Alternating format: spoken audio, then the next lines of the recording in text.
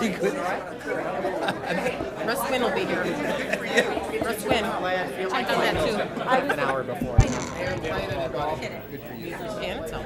We're 0-2, man. No, I know. We're 2-0, but we feel like we're 0-2. Only in Boston. That's because the we're 0-2. Okay, could everyone take your seats, please? Thank you. Thank you. Good morning, Bill. Thank you.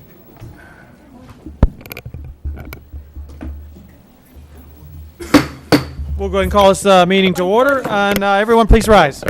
And would Pastor Russ Wynn, would you please come forward and lead us in the invocation? Our Heavenly Father, we ask your blessings to hover over this council meeting this morning. We thank you for the men and women who give of their time, their talent, their energy to serve this great city of Bonita Springs.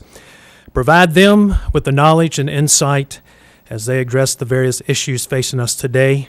We ask this in your name. Amen. Councilman Slaka, could you please lead us in the Pledge of Allegiance? Yes, sir.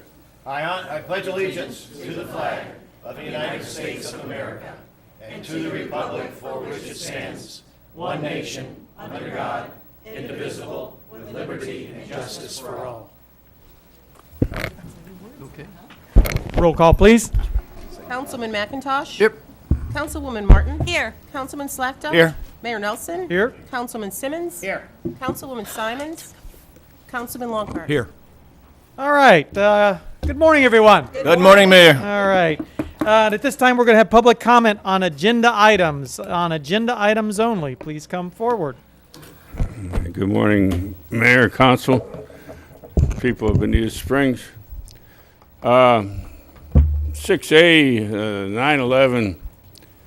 I'm sorry, your name for the record. Oh, yes, Rick Steinmeier. Okay, that'll come up later on. But anyways, 6A, the renewal of my faith in the United States of America with the display that was available to the public for free at the Lyles Hotel on 9/11 in the evening. Fantastic. I couldn't ask for more, and really pride in this community. Okay, and then moving on, 6D, we're talking about DRGR. The Supreme Court effectively made it harder for public agencies to demand property or money in exchange for issuing land use permits. Demands amount to an unconstitutional taking of property without compensation. One house, or 1 acre, was changed to one house for 10 acres, taking 90% of the value without compensation. The DRGR is an example of extortionate demands that frustrate the Fifth Amendment, said Judge Alito. Number 7A and B, public comment. The form, which I filled out, asked yes, no, or maybe on your opinion on different comments. This is a comment period. I may comment on all sides of a given, give new information. You decide what has been presented to you by an unelected staff. Also, number 2, giving one's address to the public that may not agree inhibits speech and adds to identity theft.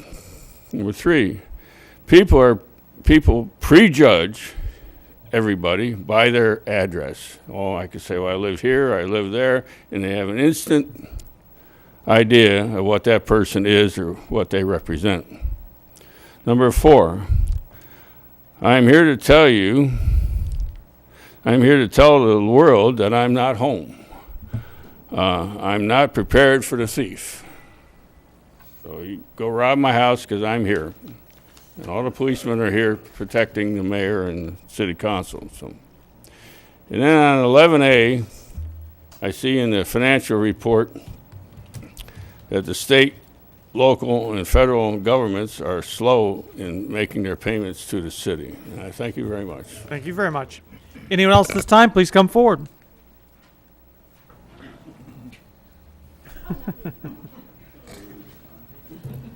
That day will come. Hi, my name is Tori Polanitsa. I live in East Bonita within the DRGR, and I came to voice the opinion for myself and some of my neighbors who actually live in the DRGR that we're very grateful to you all for asking for the Baracco and Associates report and to consider it in a favorable light. We feel that I've been there 20 years, and it's been a neglected area. And although I've been very active in the Three Oaks Parkway and 951, et cetera, annexing into the city, nothing's ever perfect. But doing nothing for 20 years has been a disaster for us in East Bonita. So I thank you very much for your consideration. Thank you. Anyone else this time, please come forward.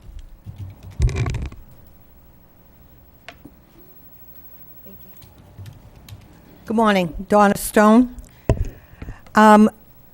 On Tuesday, September the 10th, at City Hall, we listened to a proposed workshop for the DRGR. The proposal that was shown on the screen as well as handed out was filled with facts or stats that either showed unsubstantiated facts and charts with no tax impact figures or that glossed over realistic impact information in the proposed zoning and building changes. For example, a new elementary school will be needed. When, where, the cost of taxpayers, the construction, yearly teacher's salary, benefits, retirement costs, student budget, transportation budget, estimated state and federal funding. Example, there was also a statement that a possible middle school will be needed or a possible high school. No figures were given on either one of these for a very large city budget item or the tax impact. It was stated that 2,300 unit increase to a 4,800 unit increase plus density would necessitate a 4-lane roll expansion to Bonita Grand Drive and East Terry Street. Also a new North Kent extension to Morton and new East Morton. It was stated that this would be built in the year 2035. This is a catastrophic delay for the roads mentioned. The road should be expanded now if you're talking about this much of an increase to the population of Bonita. The increase in traffic would deteriorate the road surface well before that date. How would the road construction be done with a tripled increase in traffic from the over 20,000 people in the proposed area, as well as the increase in the traffic from the golf community going in at the end of Bonita Beach Road, as well as the increase in regional traffic from Collier County and Logan Boulevard, which will be open by then? What is the tax impact and construction estimate for the cost of the above road expansions?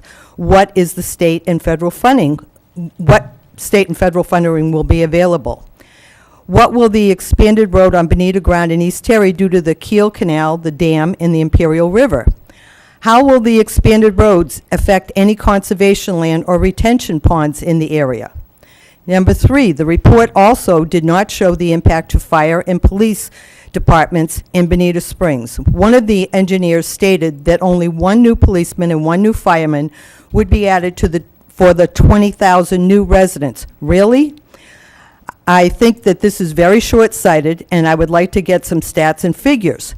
I asked 2 representatives this morning from the fire department about this statement, and I was told that in all probability, another fire station would be needed, not 1 new fireman, in order to be able to cover the 4-minute response time that is necessary to protect our citizens.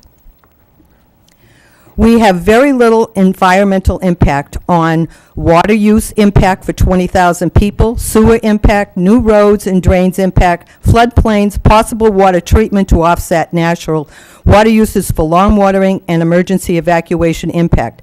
I think we as citizens deserve and need credible and complete information before any zoning changes are allowed in the DRGR area. Thank you. Thank you very much. Anyone else this time, please come forward.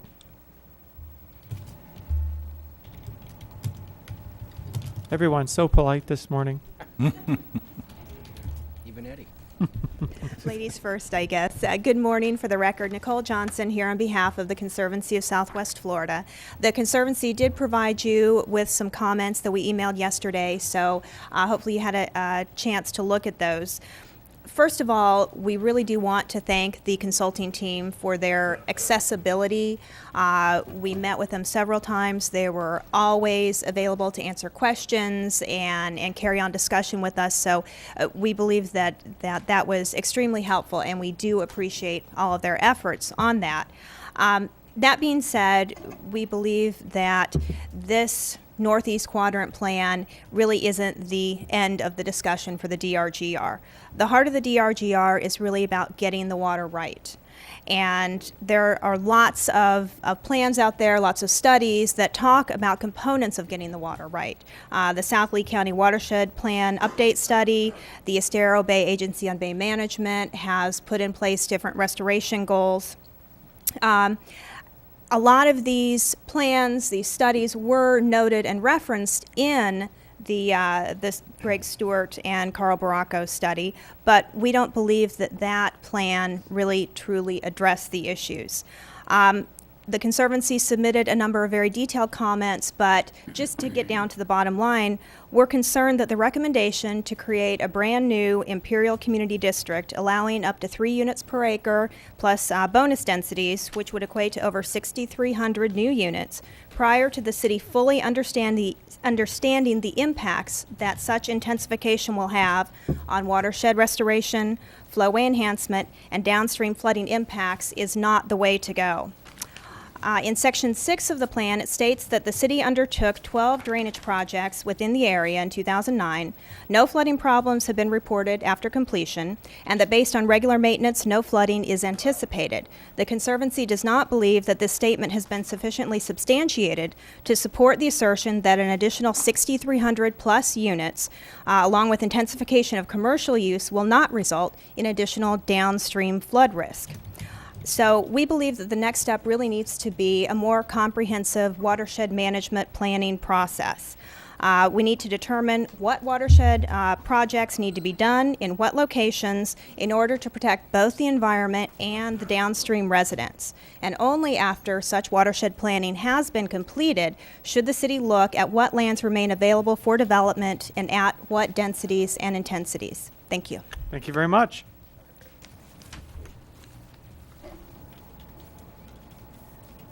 Good morning. I'm Ed Fitzgerald. I live in Bonita Springs. Filling in the DRGR lowlands with homes, schools, commercial properties, and paved roads will mean greater floods and devastation than those we have experienced in the past 20 years. That is the fear of thousands of residents living in the area.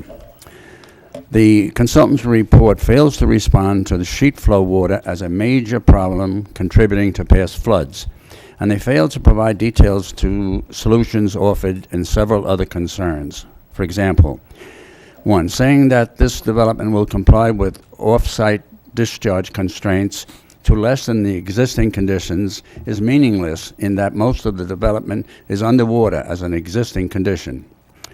To say that detention ponds can provide more flood storage volume than the Bonita Basin cannot be believed due to a lack of detail regarding the size and number of retention ponds or reservoirs. To say that the future potential for flooding will not be improved and hopefully will not be worsened by development in the property is not very encouraging. Rather, it should tell us that floods similar to 1992 and 1995 are to be expected. The City Council has a responsibility to vote on facts, not on assumptions. An examination of the information presented shows its reliance on a consensus of individuals, conflicting information, and a great deal of support from individuals who seek personal gain. It is also noted that most of the speakers at the September 10th public hearing were consultants, engineers, developers, and real estate agents, all seeking your approval. Why take a chance that we could destroy our city?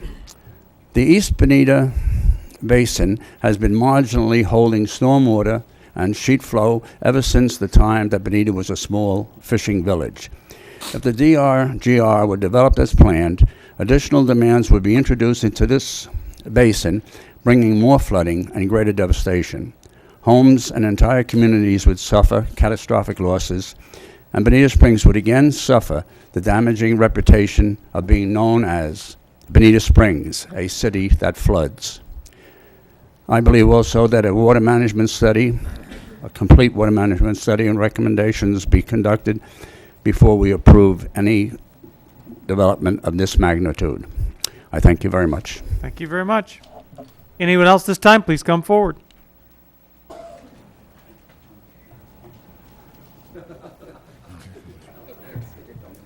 Good morning, I'm Brad Cornell, and I'm here on behalf of Audubon, Florida, and Corkscrew Swamp Sanctuary, which is straddles the Collier County, Lee County border, as you all know.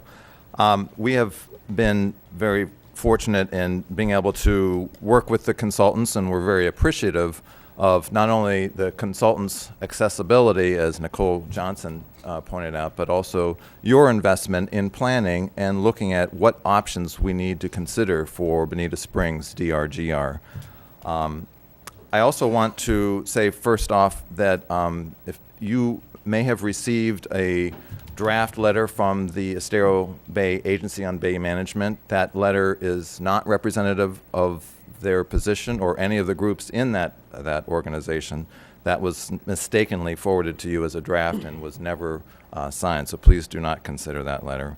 And now I'd like to provide a couple of specific comments on the plan that's before you, the proposal that we're going to hear this morning. You haven't seen it yet.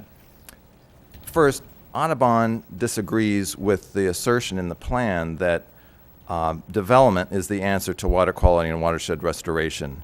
I understand that there's a role to be played, but that's not the only way to get restoration. If you want restoration and water quality and flood protection, you need to address those public needs directly and not only through development. So that's an important point that I wanted to underscore. Second, the plan proposes some innovative ideas for leveraging public benefits and infrastructure from increasing the density. The Imperial District plus the MSTU for drainage are innovative ideas, and that, that's the kind of thinking we need to be considering for a plan that looks at an area that clearly has a lot of problems. However, it appears that first you're going to have to look at and get a better understanding of the watershed needs, the restoration needs in this area before you start looking at increasing the density. Water quality, flooding, and wetland functions all need to be addressed first before you start placing increased density. So I want to underscore that point. And also, as I look at this proposal and look at the densities and the costs, it appears to us that the Imperial District MSU fee and the MSTU for drainage that's proposed in here are too low per unit for a rural infrastructure and services need. It's clear that rural areas, when you're going to be introducing urban development, is more expensive. It's more remote, costs more, harder to extend those services. Those fees, I think, are too low. And finally, because of the direct influence on Bonita Springs, so the upstream wetlands and watershed in Lee County's density reduction groundwater resource area, Audubon strongly recommends any increase in density in Bonita's DRGR be linked to buying transfer of development rights, or TDR credits, in Lee's DRGR. This preserves and restores wetlands and water storage upstream. There's a direct link, and that's going to help address that flooding and watershed issues. Thanks very much. Thank you very much. Anyone else this time, please come forward.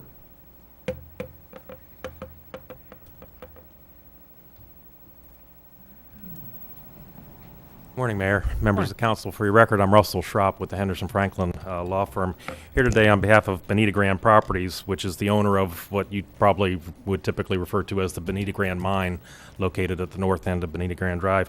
As you know, this mine commenced operation back in the 80s when it was still in Lee County. We annexed the property into the city in 2002, 2003. At the time of annexation, I believe it was contemplated that the mine ultimately would transition from a mining use to some sort of residential type of development. And the annexation agreement that we entered into with the city identified a potential comprehensive plan amendment to facilitate this. We did file a plan amendment in 2006. It didn't go anywhere because I think you were studying the DRGR at that time or took up a study at that time. And ultimately, as you probably know, the bank did in fact foreclose on the mine in 2010, 2011. So the property is currently still operating as a mine, but it's owned by a bank that is looking forward to proceeding with changes to the comprehensive plan that will facilitate ultimately the transition of the mine property to residential use. We've reviewed the DRGR study that's been prepared by your consulting group and believe it provides a framework within which the mine and other properties within the study area can work to transition to some sort of meaningful residential densities. While there are details that clearly need to be worked out as part of the comprehensive plan amendment and the land development regulations, we believe that can be done if you move forward. From our perspective, the study makes several significant conclusions, and both within the study area in particular, but also for the city in general. First of all, from the study, it appears that the study area does not provide significant groundwater recharge.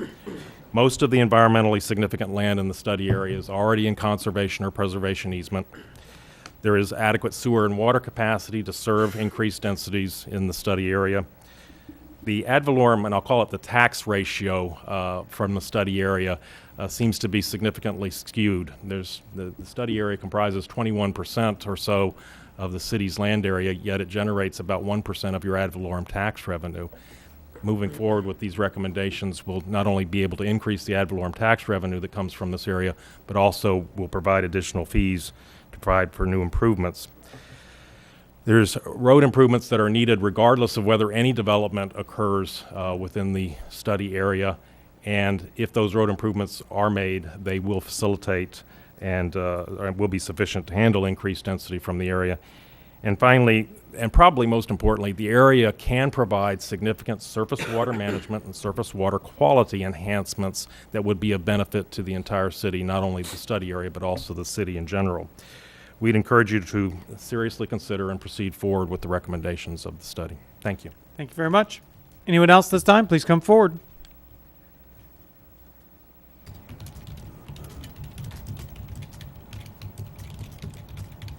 Break up the DRGR discussion for a second. Hi, Scott Duvall with, I'm an attorney here in Bonita Springs. I'm also on the Chamber Board, the Bonita Springs Assistance Office Board, and I'm also the Executive Elder of Table of Grace Church.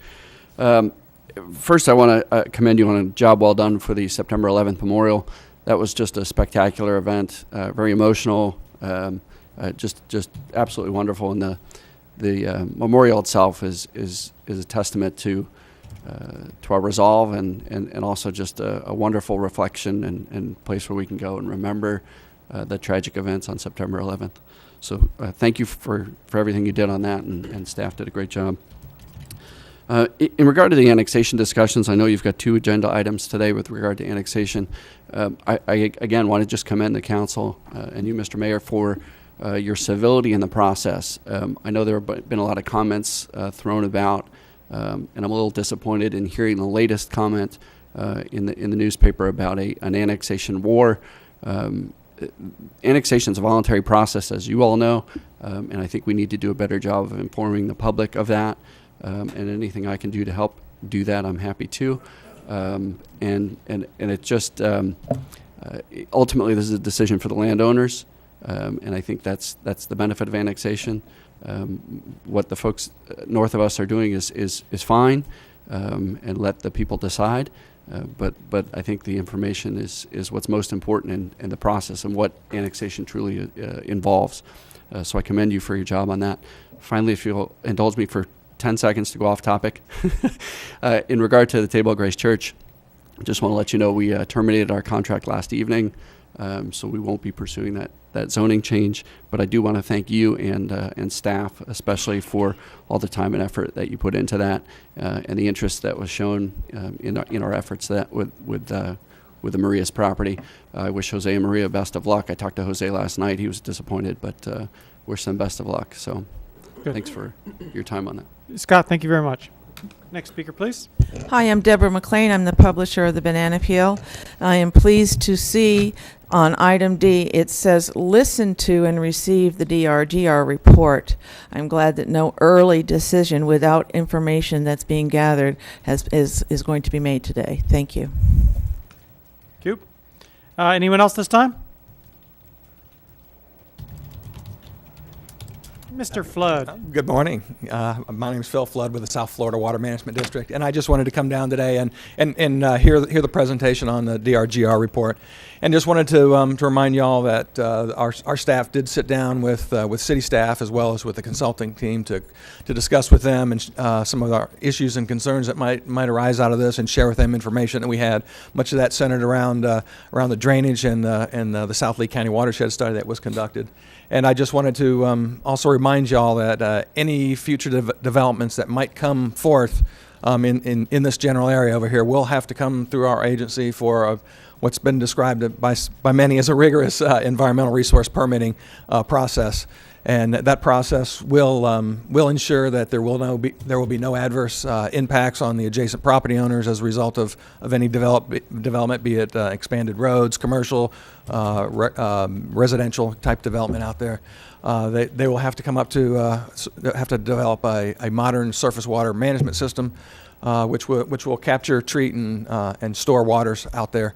And they will also have to be consistent with the South Lee County watershed study, which does identify specific conveyances and some improvements that need to be done out there. That study was adopted by Lee County and is incorporated as part of our rulemaking. So I just wanted to mention that to you. Also through the environmental resource permitting, that is an open public process where the public has the opportunity to comment on any permits that may come to us for inclusion there. So, thank you, Phil. You're always welcome. Anyone else this time? Please come forward.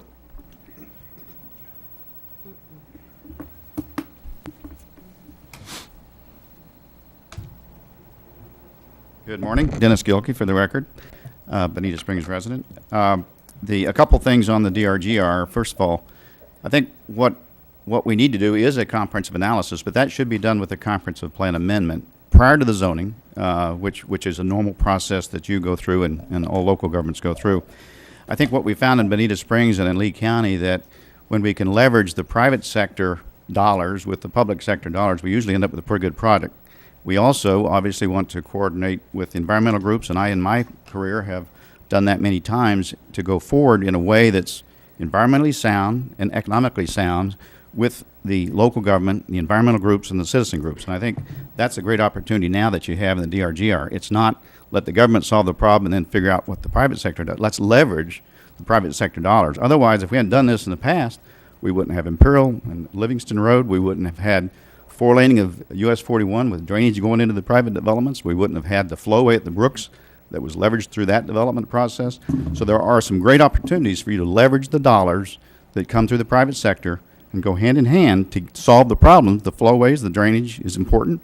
We recognize that. These developments aren't going to go forward unless it is solved and unless they are consistent and can get permitted. So I think this is a great opportunity for you, but don't wait for the next study and then wait for the next study like's happened over the last 20, 30 years on this land. So thank you. Thank you very much. Anyone else this time? Please come forward.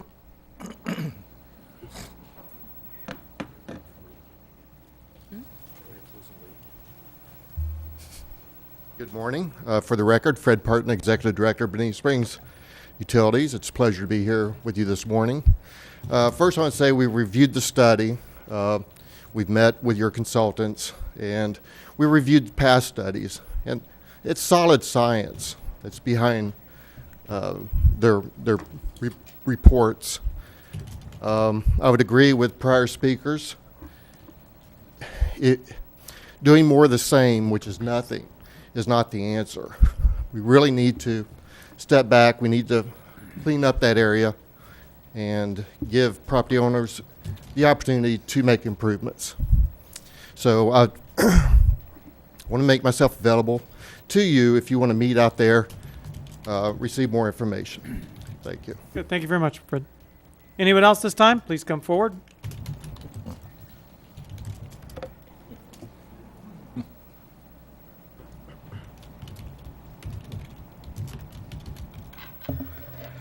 I'm Alberto Bayer. I've been a resident of Bonita Springs since 91. Up until the year of 2009, I pretty much lived what is known as the American dream for immigrants like myself. My country of origin is Mexico. Had 3 licenses: real estate broker, mortgage broker, property management licensed. And put 3 children through Seacrest Country Day School in Naples, which is the second most prestigious private school in the area, despite the fact that I came relatively low in terms of the size of my bank account. But nevertheless, Bonita Springs, while under the jurisdiction of Lee County, was indeed remarkably friendly to us. We live on Macomb Lane, which is west of 41, in a lovely neighborhood that is a quasi-gated environment, but without the claustrophobia of the deed restrictions.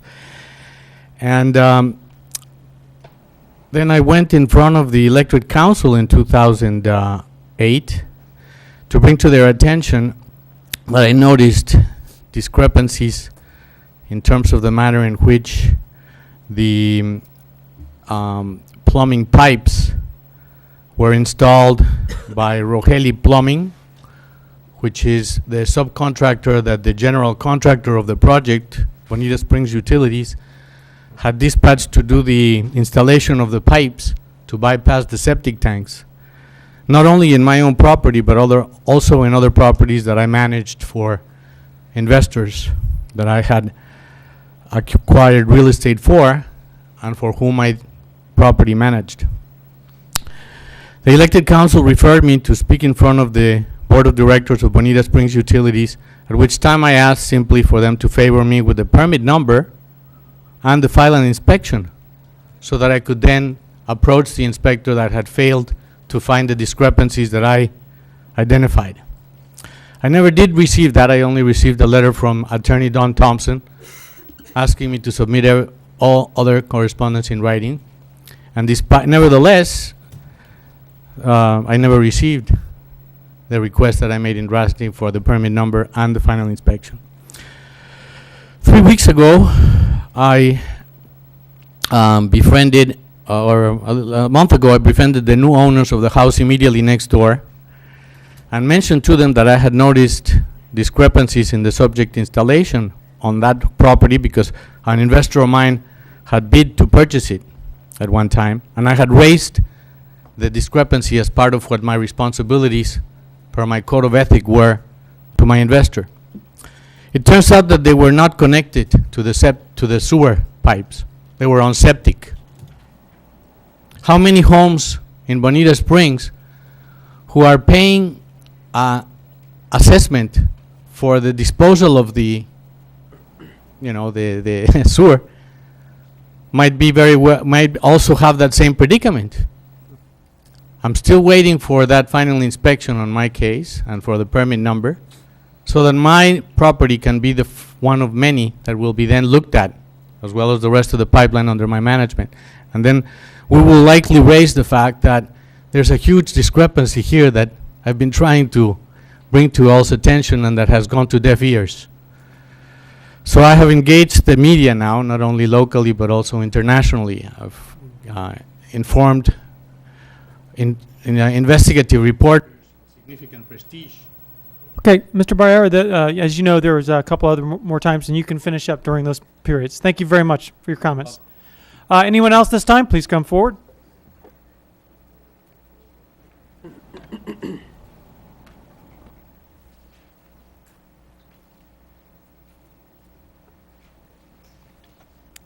Hello. Hi, I'm Janet Daychuk, and I live out in the DRGR area. I have lived in Bonita Springs since 1964, and I have lived out off of Bonita Grand since 1990. I have seen lots of changes in Bonita Springs, and we all know about the flooding way back in 94 and 95.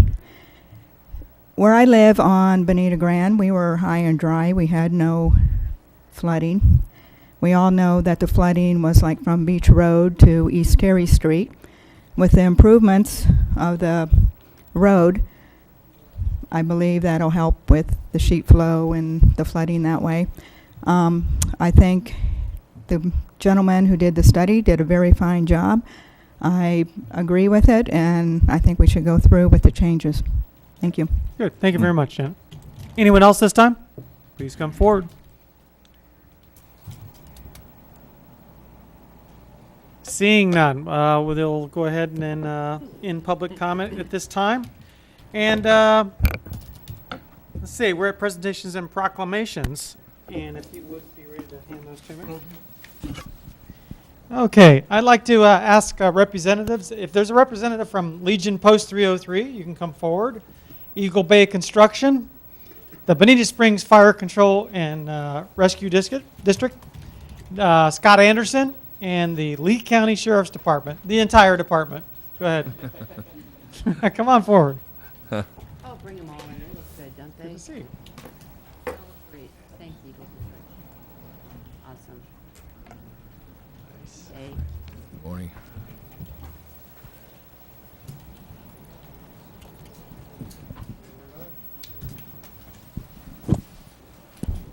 Oh, they did bring them all. Well, I was just kidding, but. They did.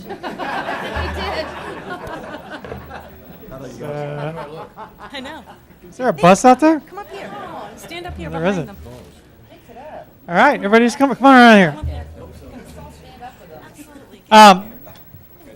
This September 11th, these are a lot of the people that were involved in the September 11th memorial that we did there. It was just an honor to be present there. If you didn't get to go to it or you really missed something, they're always involved. These people are always there. They make us happy and glad to be Americans. It's an honor to be associated with them. Please give them all a big hand for what they've done for us.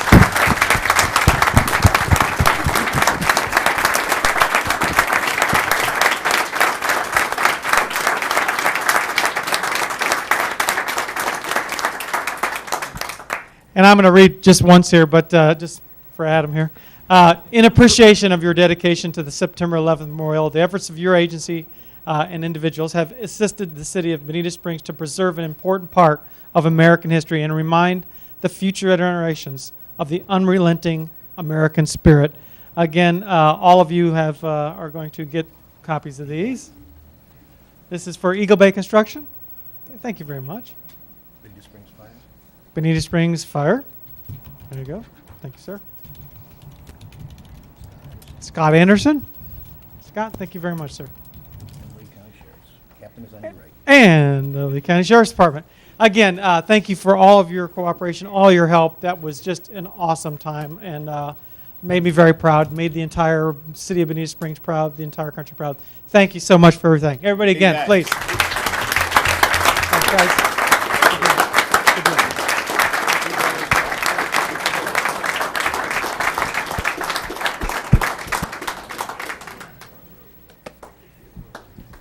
Well, and the fire control guys, you shouldn't go too far. At this time, we're going to ask there's going to be a presentation of a certificate of authenticity and a piece of the World Trade Center artifact by the Bonita Springs Fire Control and Rescue District. If you would come forward, you can go ahead and come on forward if you want, and I'll give you this microphone. There you go, Chief. Hey, Chief. Thank you, sir. Good morning, everyone. Morning, Chief. I just had a couple words I'd like to say. Thanks for everybody who was involved with the September 11th memorial. Initially, first of all, I don't think that there could be too much recognition for such an incredible event. I mean, I really don't. Initially, when we received the piece, I was kind of a little bit skeptical about where the location was going to go personally, and because it was so important to the fire department. And I really didn't voice that skepticism until now to too many people. However, when with the cooperation in the city, the chamber, the veterans, everyone, it turned out to be beyond what I had even anticipated. It was something that worthy of Washington, D.C. or anywhere else.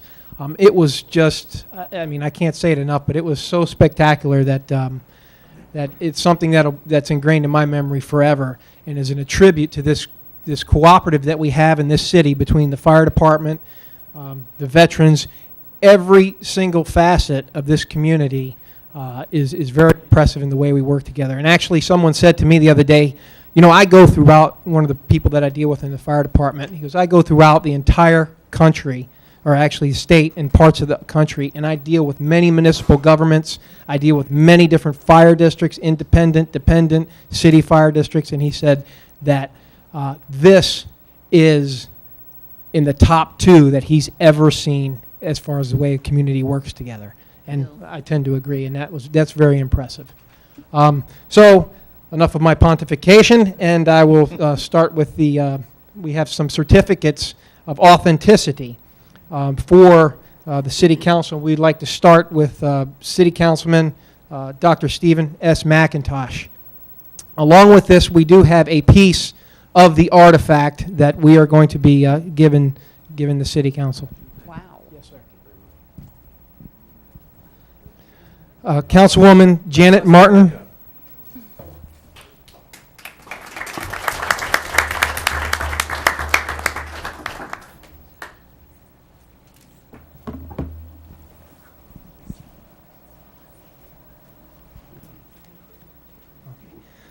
Councilman Stephen Schlachta.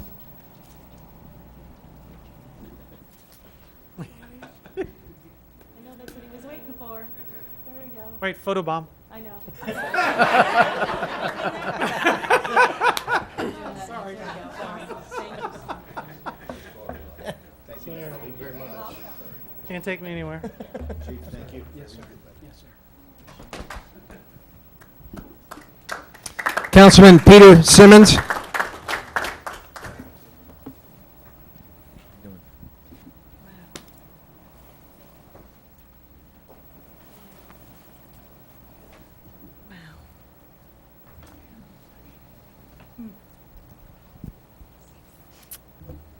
Isn't that wonderful?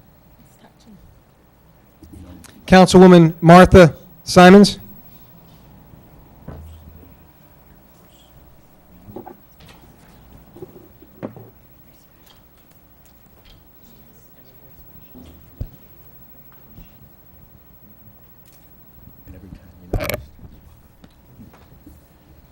Councilman Bill Lockhart.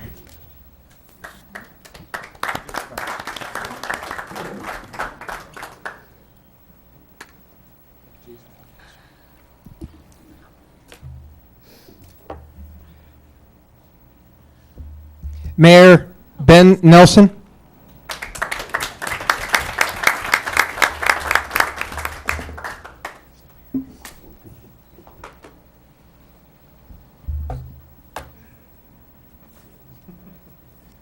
Thank you very much.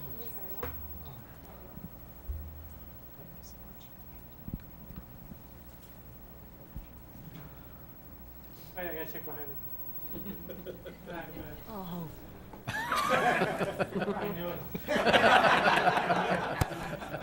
Thank you very much. And I have to tell you that all of us will put this in a place of honor. Oh, for sure. absolutely. Absolutely. Thank you very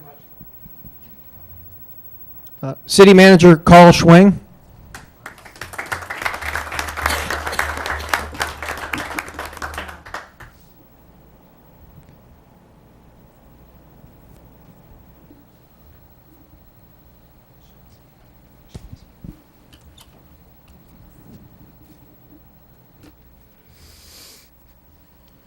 Project Manager and Parks and Recreation Director Nicole Perino.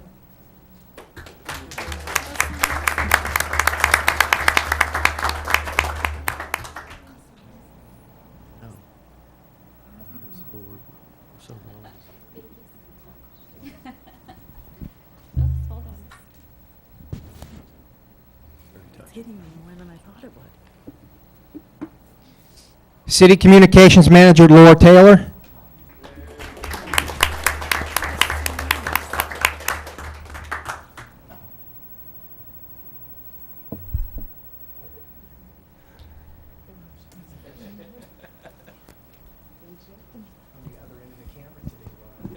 Yeah.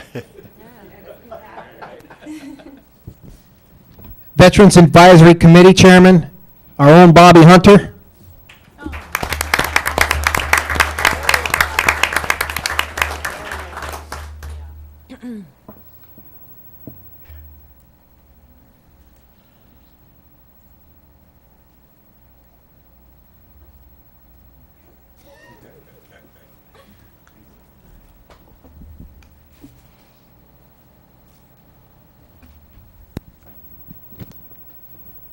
And Mr. David Rossi.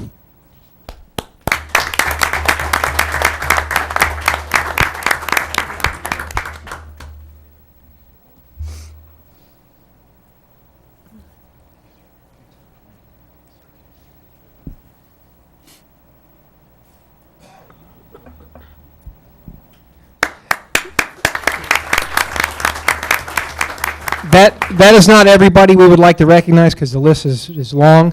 We'd also like to thank those who donated. They will be invited to our monthly board meeting, and that's going to be on October 14th at 5 o'clock, and we appreciate the council for indulging us. It's our pleasure. Thank you very much. Thank you, Nice Chief. job. Thank you so much.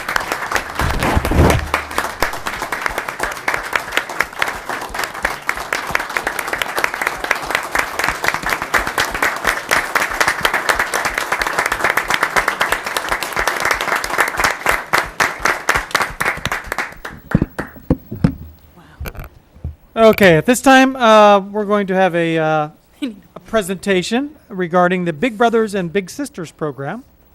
If you'd like to come forward. Hello. Hello, how are you doing? Good. How are you? Fine. I'm going to make this very brief. You know, just kind of piggybacking off of everything we've seen this morning, Bonita Springs is it's just an incredible community. Would you like to introduce yourself? Yes, my name's Angela Melvin. I'm the local director of Big Brothers Big Sisters for Lee County. Thank you very much. And I'm actually a graduate of Estero High School and moved away, and I just moved back after being away for about 20 years. So Southwest Florida is home, and I go back several generations What here. were you, like 2 years old when you graduated Estero High School? Graduated in '94, so and have seen lots of changes actually since then. So you know what I'm saying is Big Brothers Big Sisters is going to add to everything else you guys have going on in this community. It's about the youth, it's about the future, it's about changing kids' lives. So they're the kind of children we want to grow up to be our leaders here in Bonita Springs. Big Brothers Big Sisters has just expanded into Bonita Springs, and we already have a waiting list in just Bonita, 56 children. So we are a one-on-one mentoring organization. Been around for about 100 years nationally, and it's about time we get it here in Bonita Springs. So the goal of our program is to work with the schools and with parents and identify children from single-parent homes and other homes and other situations where they just need guidance. They need direction. They need a strong influence in their lives. It's a one-on-one relationship that is developed between a mentor that we provide to this child. So 70% of them are boys, and that's to be expected. So many fatherless boys in Bonita Springs. So these are just some that have come through our waiting list just within the last, this is a mother and her son, just within the last week. So I just wanted to have some photos that show you the calls from the parents that we get weekly here from Bonita Springs, 2 little girls as well. We are working out of the United Way House, the beautiful United Way House here in Bonita Springs, so we'll have a local presence. And we've started serving our first school, Bonita Springs Elementary. So what we do is we go in there, we identify children, and we began teaming them up with adult volunteers who have already been approved in our program. So as I said, we just reestablished in Lee County about 2 years ago, year and a half ago, and we're all over Lee County now, and now into Bonita Springs with 120 children. 2 programs. One is where the mentor picks up the child and they hang out on the weekends, sporting events, just fun things to do together. And then the other program is we go directly into the school and mentor them. So, and here's some more photos. We did a partnership with the Lee County Sheriff's Office where we did a bowling event and raised some money and some kids. And here's a big brother and his little brother. They've been matched for about a year now out of Fort Myers. Edison, his father is in prison. So this big brother has stepped up, and they're best friends. See each other once a week. This is Chris. He's an executive vice president with BB&T, And he's actually mentoring two brothers because their dad passed away in a car accident. A very strong family, but his mother, obviously, their mother saw the influence and needed the male influence. So we are so short on males that we could only find one big brother for both kids. So Chris stepped up and said, I'll mentor both of them. And they're out of St. Carlos. And another big and little, as you can see, we take mentors. Doesn't matter the age. Just when we say big brother, it doesn't necessarily mean you've got to be like a teenager or a college student. A lot of our mentors are seniors. They've got a lot to bring to the table. They've had a lot of life experiences, served in wars, and our kids can benefit from that. So anyway, I just wanted to introduce myself and let you know that we're here. We're in Bonita. We're serving the children here. We hope to make a positive impact.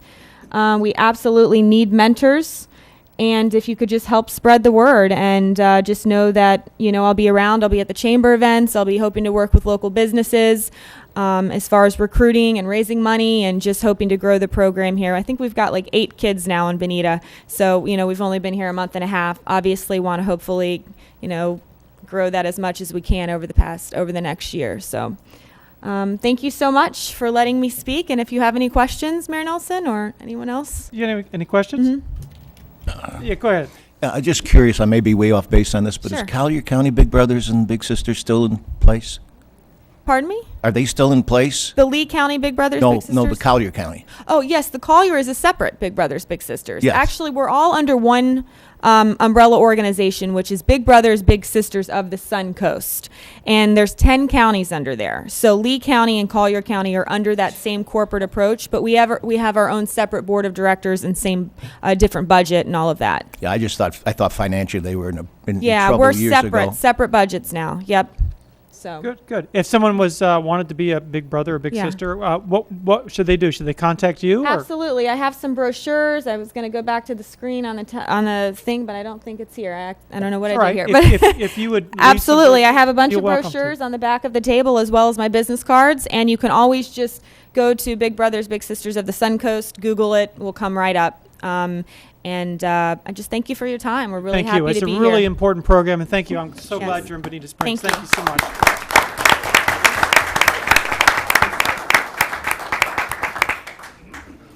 Okay, at this time, we're going to receive our DRGR report from Baracco and Associates. And again, this is not an action item, but this is for them to deliver the report, and we'll be having our deliberations on this matter at another meeting. Hey. Good morning, Mr. Mayor, members of council, Mr. Manager. For the record, Carl Baracco. I am a civil engineer and president of Baracco and Associates and project manager for this project. With me today is Greg Stewart, principal planner with Stewart and Associates, Jim Banks, JMB Transportation Engineering, and Mike Myers from Pastoral Associates that provided environmental consulting. And I'm going to switch to the slide here. Now, I'm going to use the slides from our September 10th workshop, which was our second workshop. We did that in 30 minutes, but I'm going to skip over a lot because I'm going to try to condense this. But when I'm done, I'll be here for as long as you need for questions and answers. There we go, it works.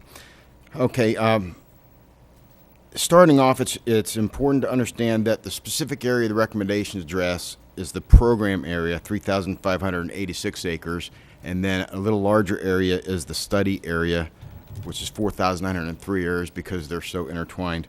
It quickly became apparent to us that the study was really going to look at 3 things, and that is restoration, status quo, and some level of density increase. In order to do that, our mission was based upon assembling and reviewing all available scientific and engineering data, analyzing that, and forming an opinion. But we also saw early on that were a few things that we needed. Jim Banks went out and obtained some current traffic counts, and Greg Stewart put together some land use data based upon LIPA, and that helped us with a lot. It helped us particularly understand that the do-nothing scenario includes entitlements or the possibility for 752 units to be built out there today, and that was a result of that data that Greg put together. Also, in putting our information together, we had over 34 stakeholder meetings, some more than once, and we never declined a meeting with anyone that requested a meeting. So we're happy to report that. This is a list of key resources. It's in the report that's online. I won't go over any one of them in detail, but we did look at all the information that we could gather that is on record to date. The major components that we looked at included transportation, land use, conservation and habitat, drainage, and that turns out to be the big issue, and utilities. Go ahead and step up to that mic a little bit closer. I want to be sure everybody hears you, okay? Is that, Yeah, there does you that go. work? Go ahead. Go ahead. Okay. Loud and proud. Go ahead. If I back up, just please remind me, and I'll get All right right, I back will. up there. Switch slides. So, the first item is traffic analysis, and I won't spend time on this other than to say this is the new data that Jim obtained so that he could look at some traffic scenarios. The important thing to understand about the transportation is the background that is in place, and again, Jim looked at level of service, what roads are programmed for four-laning, and that is all detailed in the report. Finally, Jim ran some models, and we needed to understand what the traffic impacts would be with several different scenarios. So he looked at a total of 5,000 units in the program area, a total of 7,500, and a total of 10,000 units. He analyzed that and found that with the 5,000 unit, again, that's total 5,000 units in the program area, that would require a new north-south two-lane local street parallel to Morton Avenue. The next scenario he looked at was 7,500 units in the program area, and in addition to the previous improvement that I mentioned, that would require an east-west two-lane road between Bonita Grand and Morton. So we do understand the traffic impacts associated with the different scenarios.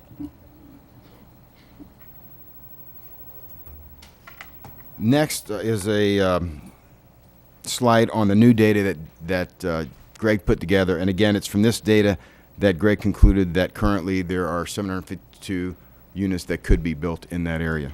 And that is in the study area.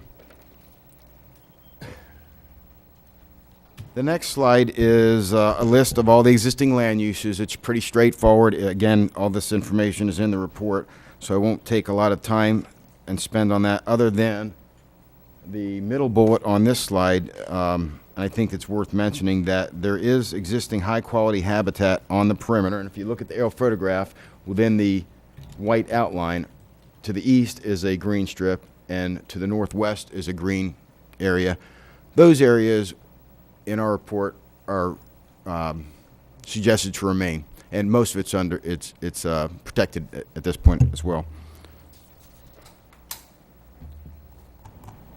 Another important point for the existing conditions is that approximately 71% of the study area has been altered by existing residential, mining, utilities, and agricultural development. And that distinguishes, I think, this area of DRGR from the greater portion of the DRGR. And if you ever look at an aerial photograph, you can clearly see a distinction between the footprints. Groundwater recharge is an occurring issue. I'm not going to spend a lot of time on this other than to say that we have reviewed all of the information. All of it concludes that the surface water does not contribute to the raw water potable supply. And I've not seen any data that refutes that. So there's been a lot of talk about it, but all the data that I've analyzed shows that surface water is really not a contributor to the raw water supply, which is in the deeper aquifers.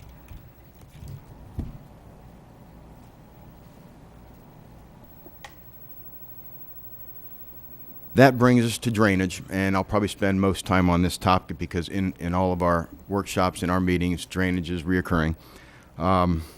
I want to first start out by saying, since the first workshop, it's been my opinion that the flooding east of 75 in that area will not see a significant improvement. That's been my opinion. It remains that opinion, my opinion, but I really want to expand on that and clarify that a little bit because I'm learning from listening to people, and I need to make sure that everybody understands there are two different components to the flooding. And when I made that statement, it was in reference to water elevations or how deep someone's going to see the water during a flood event. That's where, in my opinion, we're not going to see any significant improvement in those water surface elevations during a flood event. I do think, though, that there is significant room for improvement or maintenance of the system, which comes to the second portion of flood control, and that is duration. After that flood water is in the area, how long is it going to stay, or how quickly can we get rid of it? I think there is some improvement there. More importantly, that's where our concept of perpetual maintenance came into play, and I'll talk more about that a little bit later on. But it's important, again, to understand that within the area right now, there are no modern surface water management systems serving the existing residential, the agriculture, or the mine.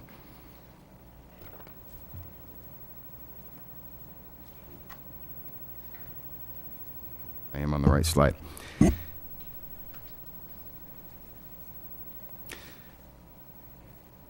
After listening to all the comments, I've tried to come up with a scenario that I would easily illustrate the points I'm talking about with regard to flooding. And it's very elementary, and I hope you'll bear with me. With regard to the elevations and the storage of the water does sheet flow this area. It gets there, it's impounded by I-75, and it acts as a reservoir. It stores up in that area. I can liken that to a bathtub, and you can do this at home if you're really bored. You fill up your bathtub, put a line on the water level. You get a cup and take a cup of water out and pour it down the sink. You won't, and then go look at your line. You won't see a difference in the elevation of that water, yet you know you did remove some of the water out of that bathtub. That's why I say I do believe, and in my professional opinion, I believe that with modern systems there would be an increase, and that increase is taking that water out and pouring it away, but it won't be measurable. So I always wanted to, I never wanted to misrepresent to the public what they could expect. So I think with modern water management systems, there will be an increase, but it's not going to be measurable. And I hope that gives you some illustration. On the other hand, explain what you mean by increase. An increase in what? You said there will be an increase. Does that mean there will be an increase in the ability to convey water, or there will be an increase in the water level? No, let me restate that, because maybe I misspoke. Right now I'm talking about the storage and volume of water. Right. If you put the water, the mark on the bathtub, and you take a cup and throw it away, yeah, you have just decreased or reduced the water in that bathtub, but yet you can go back and you can't see any measurable difference in the bathtub. Good. You removed decrease, it, that's but you different can't than see. increase. I want to make sure I get my Okay. words right. Also, in being very clear, I want to use that in reverse. We've said that there are 752 units that can be built out there.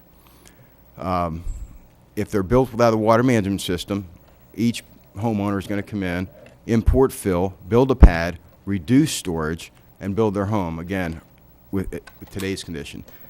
Very similar to having your bathtub full with a line on it, taking a cup of water, and now pouring it into the bathtub.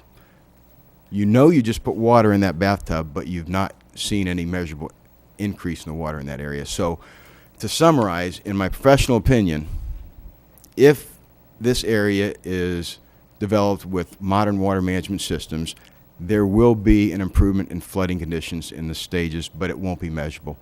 Conversely, if nothing is done, there will be a degradation in the flooding, but it will not be measurable. I want to make sure I'm clear on both of those points.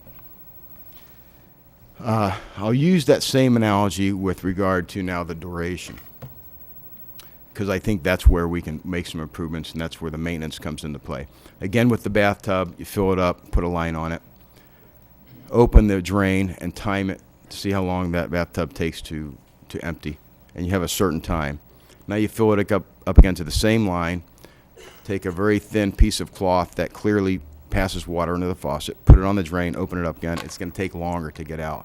Very similar to our outfalls, the several that we have that drain this reservoir. If they're not maintained, it takes longer for that water to get out, and that's the detriment of not maintaining. That's why we introduced the idea of perpetual maintenance for the existing outfalls.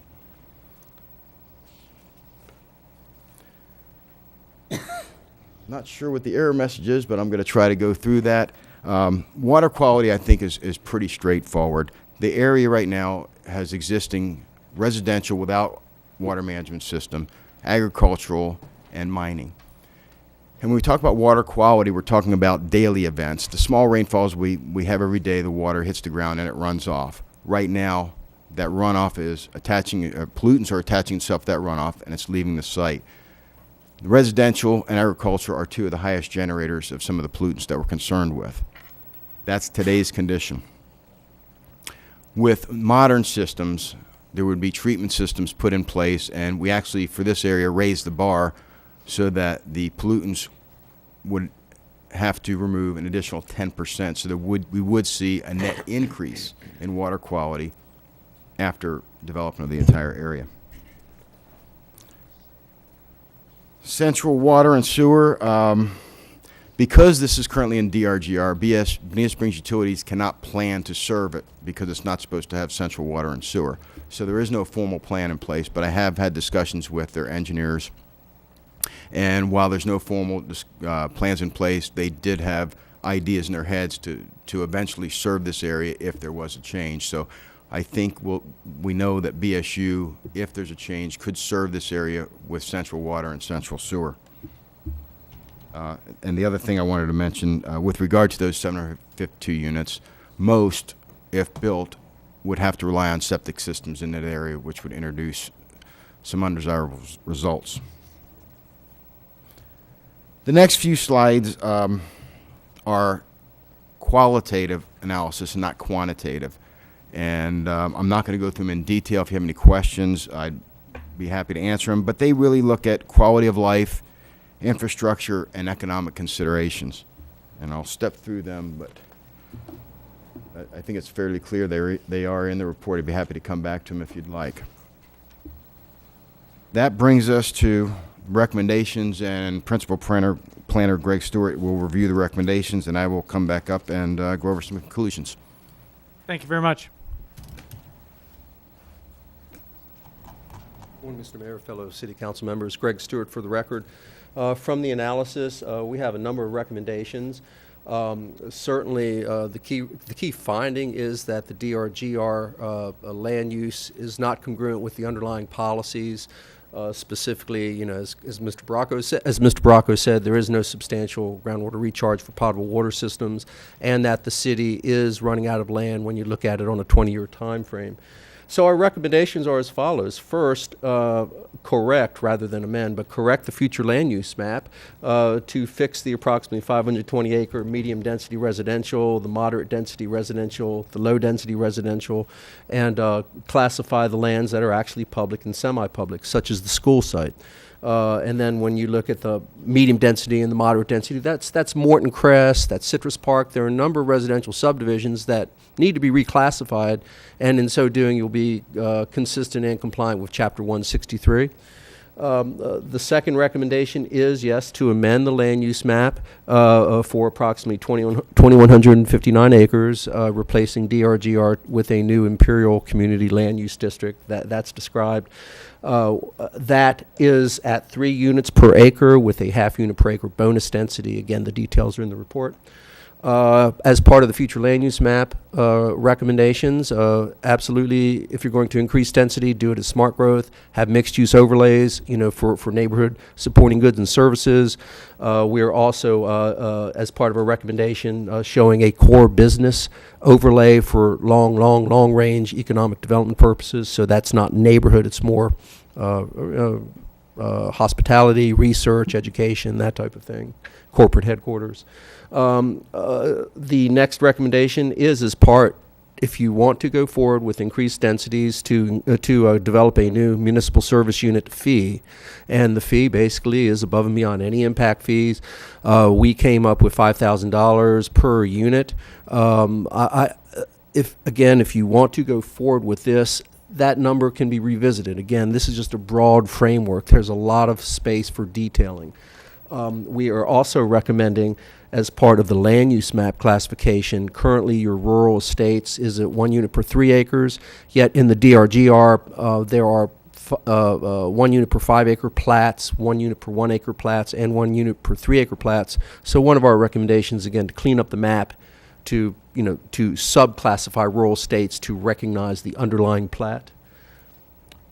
A key recommendation is the municipal service taxing unit. As Carl said, drainage maintenance is really a problem. The city has done great in terms of keeping your tax burden to the citizens light.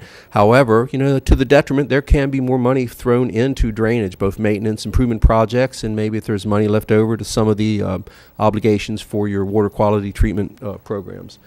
With regard to rules, if this goes forward, certainly to amend the amend the land development code to incorporate new design practices, low impact design standards, adopt principles regarding dark skies and Florida yards.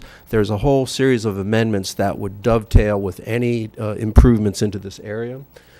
In terms of the land development code, also, we would strongly recommend changing your standards to mandate a 10% water quality improvement standard. So whereas the South Florida Water Management District has their own standard, the city should come up with their own standard, which actually mandates improvement rather than no impairment. Very important recommendation.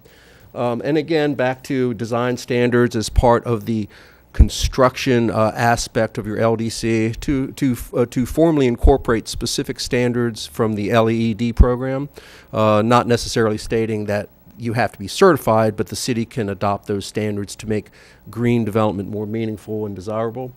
A few others, your comprehensive trail system, we'll put it this way, you have a strong foundation with what you've done with the Riverwalk. Certainly that trail system can be improved, enhanced, that can emerge as a regionally important eco-destination, eco-tourism type program. So we would recommend looking at that because, again, when you see what the city's done, it's amazing, it's marvelous. And then finally, incorporate new administrative rules. We see the process as a more development agreement oriented versus a plan development orientation, so amend procedural aspects. Now finally, before Carl speaks, I would like, those are recommendations for increased density. If you decide not to increase density and go with the status quo, certainly we would strongly recommend you to still correct the land use map to get rid of the anomalies, and that would make it consistent. We would also recommend the MSTU because, again, the city to have drainage funding in a perpetual manner is a good thing for the city and certainly would help ameliorate some of the problems that have been discussed. And then finally, again, getting back to your trails, to have a designated trail coordinator that dovetails with ecotourism, because again, I just look at it, the city has an area that's more or less the gateway to the cruise, so maximize it. Thank you. Good. Thank you very much. Thank you, Greg. That brings us to the conclusions. First, I think we all recognize that restoration would absolutely be the preferred option, but it's also fairly easy to see that that's not a financially feasible option. Next, there is the status quo, and I hope you've heard that status quo, in our opinion, continues poor water quality practices, poor drainage, inviting piecemeal, unplanned growth with those 752 units, has no central utilities, and is not environmentally or economically sustainable. Status quo. Brings us to, I'm ahead of myself there, to some increase in density scenario. And for the following reasons, we really believe that that is the preferred scenario. First, it improves water quality entering the Imperial River. Second, it provides development with modern drainage systems in the program area. Next, there is conservation land acquisition and restoration. Next, and what I consider very important, is long-term and perpetual maintenance of the drainage systems. And I'm going to take a second here and liken that to our hurricanes. People get nervous here in South Florida when we haven't had a hurricane, and we get relaxed and put our guard down. The same thing can happen with flood protection, and that is you are maintaining the outfalls very well, but these floods statistically occur once every 100 years, not very often. It's easy after 10, 15, 20 years to put your guard down, not maintain the systems, and there are systems out there that are part of this outfall system that really could be maintained better. The majority, the most important one is the employer. You're doing a great job with that. But this funding source would make it possible and be sure that that maintenance is always done so it doesn't get missed and we're not caught shorthanded. Next, a revenue source to help pay for East Terry and Bonita Grand roadway projects. Sources for funding local road and intersection improvements.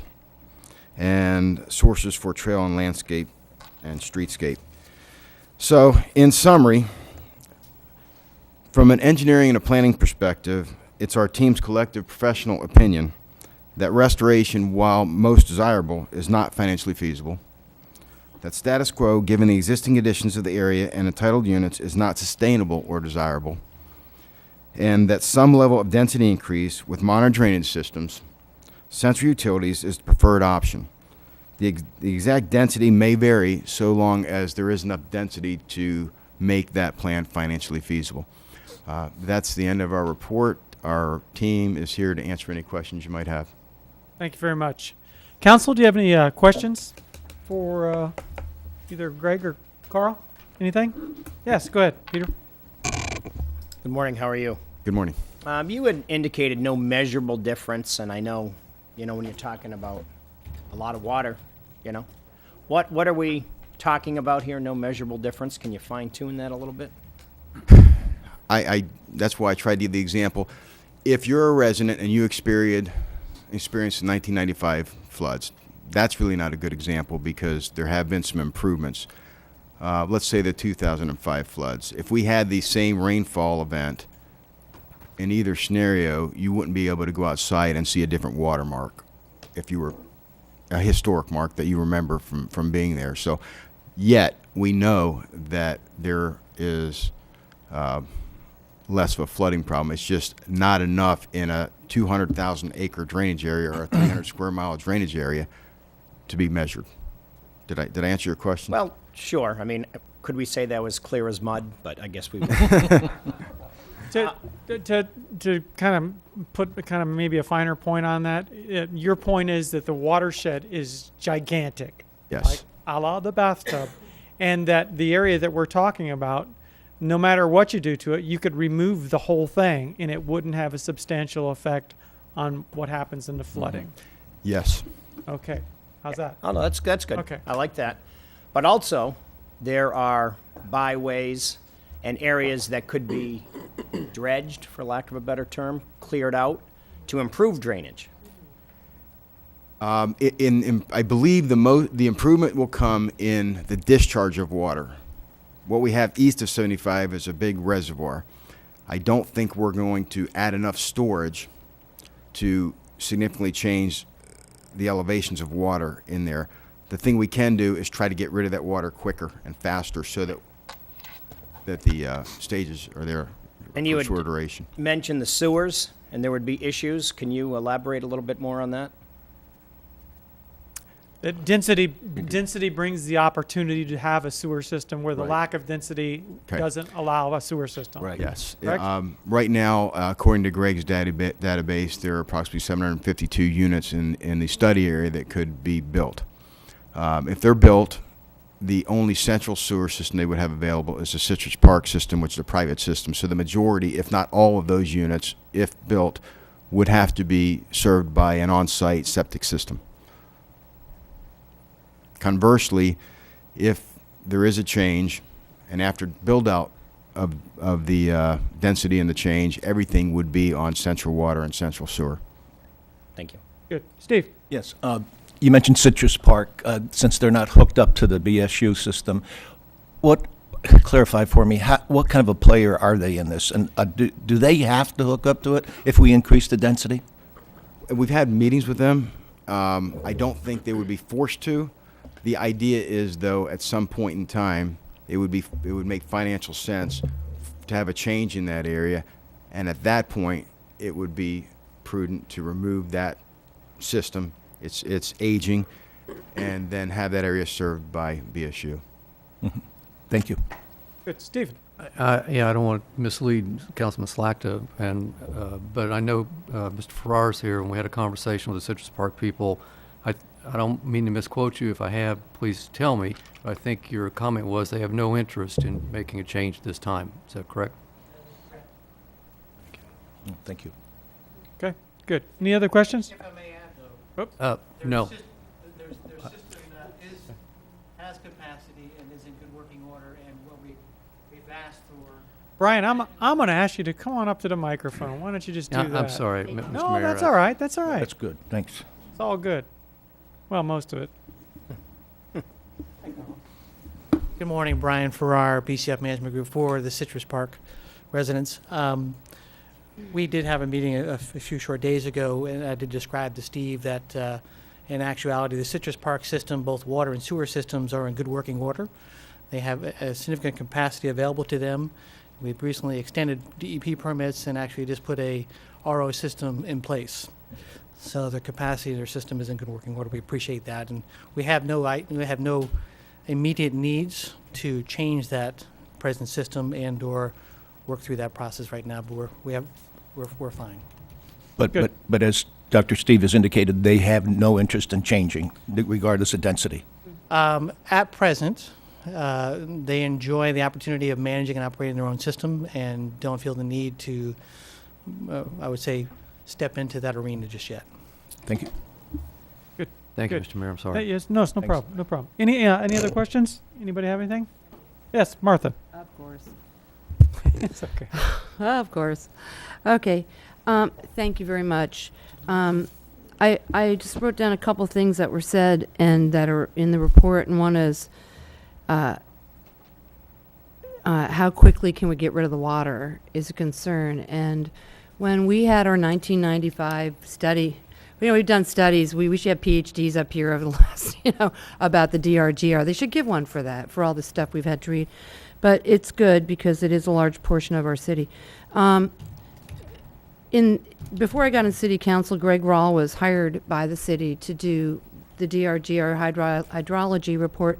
And you keep mentioning that there's no recharge. But in the report, and according to an article in one of my favorite newspapers, the Southwest Spotlight, it says that the leakage through the Bonita Springs Marl is significant. And I know the Marl is in other areas, but specifically between the mine and the property we're considering over by BSU's property, that there is 1.5 months average production of Bonita drinking water. I would say that that's a lot of recharge. I mean, when you look at the East Coast and you see what they've done over there, and that they can't build because they don't have more capacity for water, drinking water, then, we have to be careful. Okay, so that issue, and then the issue about getting rid of the water. Getting rid of the water, I would agree that building dry detention or, detention ponds would help improve water quality. And of course, that's certainly a big concern of all of ours here on city council and many people in our community, because they like the beach. They don't want stuff in their river. And we have an impaired waterway. I'm sorry, Colum said it was clean, but it's not. We have a lot of money we have to spend, tax dollars, clean that up. So I want to get it right. So getting water out faster was one of the problems, because we could get that place high and dry, and it mostly is pretty good, but the people at Quinn Street are going to sacrifice. We're going to push water faster towards them, or we push water faster down to Spring Creek, and that was something that, I had mentioned yesterday, which is why I mentioned it, because I was going to mention it today, was about how to get water out to other areas to both clean it and to keep it from flooding our neighbors. Because, you got a funnel of 300 miles going towards that area. So I think I haven't come to both presentations because I purposefully stayed home and watched on TV to hear the comments and, pay attention to your presentation. That seemed to be the biggest issue, and what I'm hearing is recommendations coming forward from other, both residents and other, concerned stakeholders. So I did talk to Roger Kopp, who did that study that we've talked about here, the South Lee County Watershed Plan Update. And he did say, have a 1,000-acre reservoir and you'll be okay. 10 feet deep. And Quinn Street, well, sort of okay. It'll go down 7/10 of a foot at Quinn Street at peak. That's my concern, because we spent a lot of money, Carl, and we also put people up for a long time, and they had to rebuild their houses in 92, 95 twice, 2005 and 2009. So it's not a rare occurrence to have a flood in that part of town, and we've looked at alternatives here. We've tried to figure out. You know, I've been told, well, just let them flood, and then they can file, and then just move them out of there. Wow. That was sort of surprising. That wasn't by you guys, but, you know, other people have said that's a remedy. And I don't find that much a remedy. I try to look at the city as a whole, and that's my charge. So that's my concern there, both water quality, quantity, and recharge. So, and do nothing is not in my game plan here. So to help with what I think the two questions are is, again, water recharge. Mhm. I mean, there is some dispute there so far as in some people's minds, whether it is a significant amount or whether it's at all. And then again, these improvements that may be made, we don't want to do. The first thing we want to do is no harm. Yeah. So what your comments? Speaking to the water first, the majority of the information I looked at is from Greg Rawls' report. And his report concludes that there is a 20 to 30 foot confining layer between the superficial water. A little bit closer to the microphone. Thank you very much. I'm going to That's repeat all right. that? Or, I wanna okay. keep on you. Thank you for reminding me. Again, the Rawl report, Greg's report, says that there is a 20 to 30 foot confining layer, which does separate the superficial water from the deeper aquifers where the raw water source is. Also, in our discussions with Bonita Springs Utilities, and the numbers are in here, I can go back to them. The majority of the water is from a very deep aquifer, and then 30% is from another aquifer, but they're really not influenced by surface water. That's the information I have to go on. I'd be happy to sit with you after and look at the information from Greg's report that you're referencing and try to. I think it should actually, everybody wants to talk off the record, I think it should actually be talked about publicly about what those numbers are, because 20, 30 feet is actually less than what his report says. I think it's less than 40, but that's considered thin where the marl leaks. So, and it's between our mine property, not our mine property, but it's in Bonita, so we love it and we embrace, you know, everything. It's in town. Between the mine property and I-75, right up in that strip that we're studying, not so much lower. Okay, I have another question. Did you want him to address the well, flooding yeah, I'm question just as saying well? we're going to be listening to this more. If you could try to stick to one thing at a time and let him answer, because Sure, you've flooding. thrown out Go about on. 6 things there, Sure. and it's kind of hard for him to Sure, reply. let's go to the floods. So whether it's with you afterwards or now, I'd be happy to look at Greg's information, because again, the information I have shows clearly that there's a confining layer and that superficial water does not make it into those raw water sources. Going back to the drainage question, part of the reason I can make the statement that I that I did about development reducing to a small extent the flooding issues east of 75 is that the state has specific criteria in place. One of those is compensating storage. Basically, if there is storage below the 100-year floodplain that's removed, it has to be compensated for. One way is to simply find additional storage. Another way is to find another outfall or a flowway to compensate for that. It's at that level, in my opinion, where you would look at a micro analysis of the specific area rather than that big, large 300 square mile drainage area. So I think those things would be reviewed, and in doing that, you would absolutely have to look at downstream communities so that they're not flooded, because we're working from the tidal water east to where we are. But there is a process in place. I think it's important to understand that what you're looking at right now is simply establishing a maximum density that could be requested. After that, anybody who wants to do anything is going to have to go through your zoning process, your city of process for construction approval, the state process, and the federal process to obtain all those entitlements. So this is just one step of a very long and detailed process, and I think it's at that next level where a lot of this detail would be put in place. You know what might help us a little bit here is just so far as this perception, and we've run into it forever and a day here in Benita Springs, I think probably everywhere, is that the whole philosophy behind when you build something, are you displacing water, and so the water that used to fall there doesn't fall there anymore, or doesn't stay there, it runs off on your neighbors.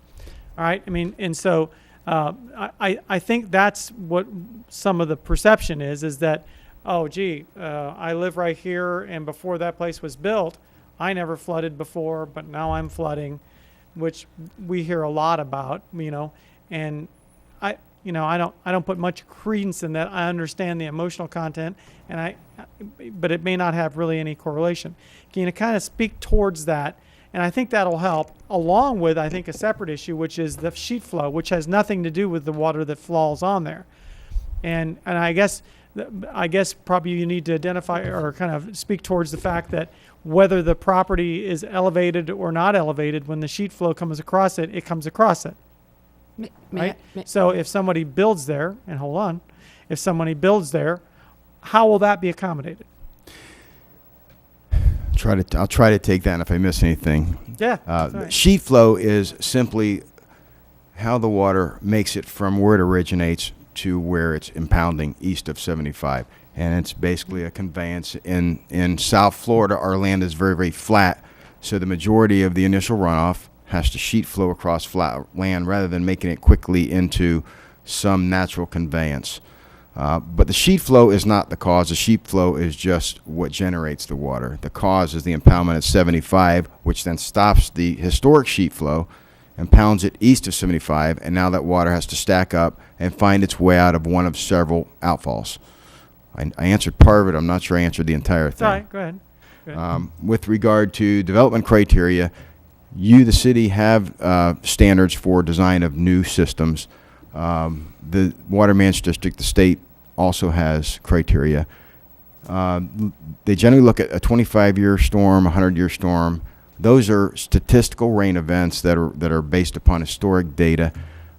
In essence, though, when a system is designed, it is designed so that there's no impact on any adjacent or downstream property.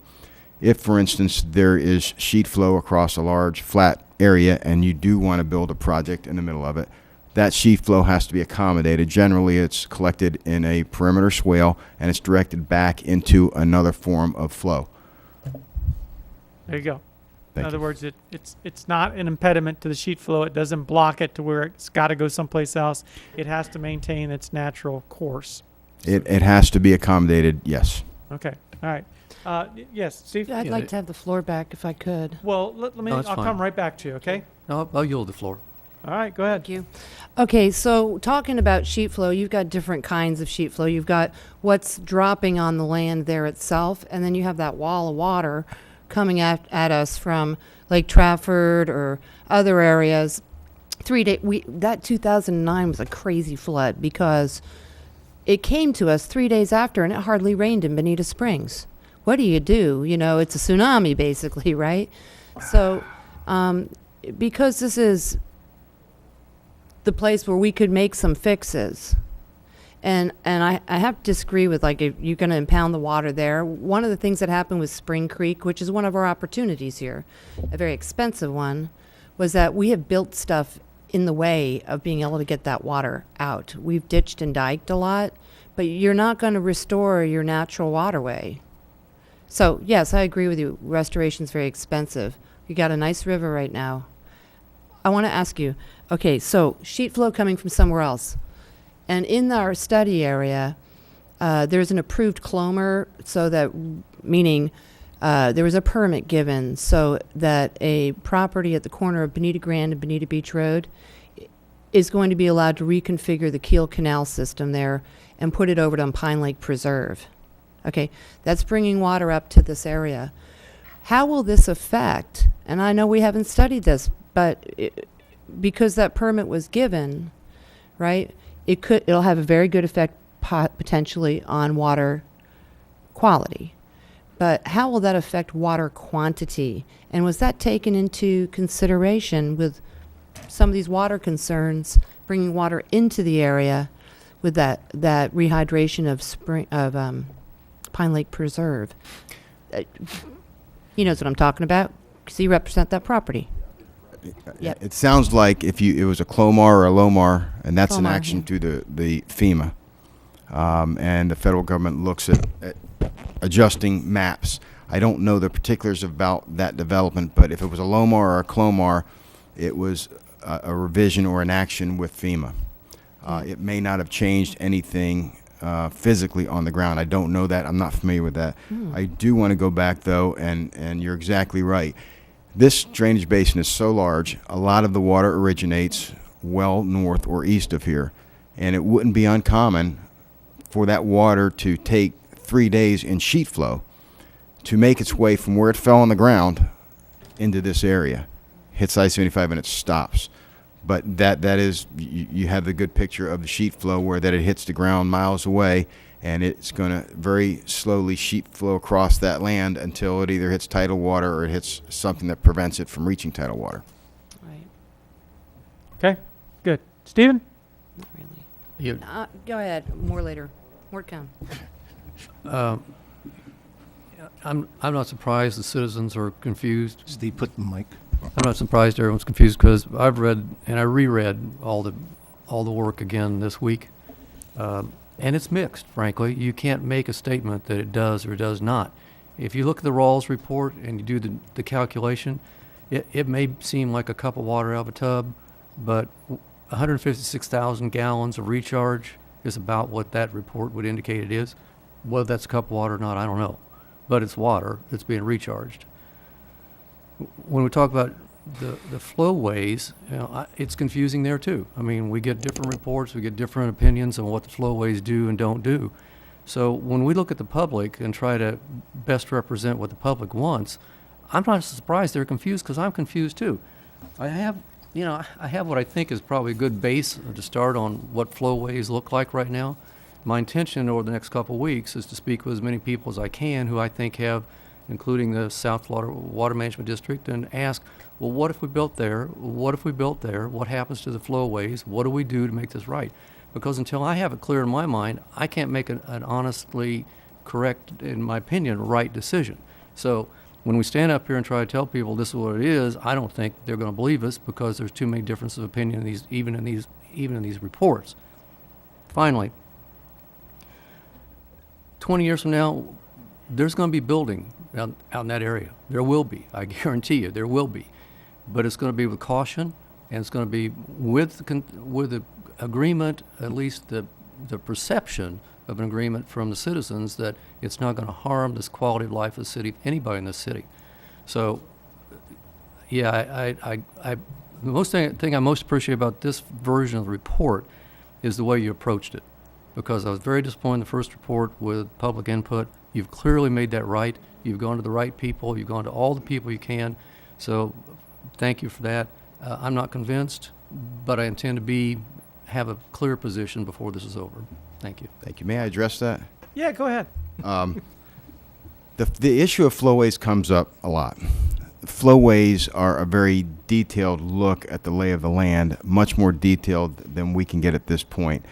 And I want to exaggerate again the idea that what we're looking at now is simply setting a maximum use of the land.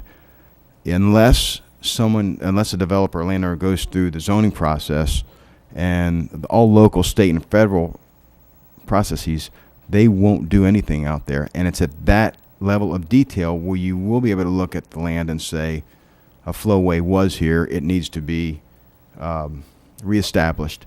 And I hope you'll have that conversation with the Water Management District, because I think they will tell you that when they look at a project and they look at the topography of that particular land, that they would look to see if there was a historic flowway, and if it was there, they would require it be reestablished.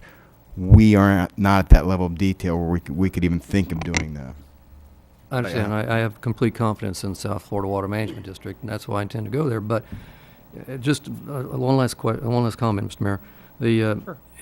In terms of confusion in these reports, the Rawls report also says that the greatest areas of discharge are residential and agricultural areas, which supports development. But in the same report, it talks about the fact that you can't change the topography to the point where it destroys the natural recharge of the water. So, you know, I get I'm confused, but I'm not surprised that people in the audience are confused too. So we have to do the education job here as city council and city representatives to be able to at least help our citizens understand what we're trying to do, and that we're not going to destroy the quality of life here, whichever direction we go. Yes, sir. That was not meant to be a political No, comment. absolutely, That's no. just the way I feel about this A thing. couple of hypothetical here.